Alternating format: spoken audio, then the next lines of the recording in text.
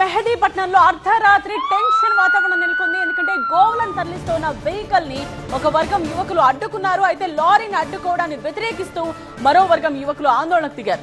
రెండు వర్గాల మధ్య వివాదంతో తీవ్ర ఉద్రిక్త పరిస్థితులు ఏర్పడ్డాయి. పరస్పరం రాళ్ల దాడి చేసుకున్నాయి. ఈ రెండు వర్గాలు పరిస్థితి చేయి దాటడంతో లాఠీ చార్జ్ చేశారు పోలీసులు. ఘటనా స్థలానికి చేరుకుని పరిస్థితిని పరిశీలించారు నాంపల్లి ఎమ్మెల్యే మాజిద్ హుసేన్. లారీని ఆపిన వ్యక్తులపై ఎమ్మెల్యే మాజిద్ హుసేన్ ఆగ్రహం వ్యక్తం చేశారు. ఫైర్డ్ లో లారీని ఎందుకు ఆపారంటూ పోలీసులపై మండిపడ్డారు.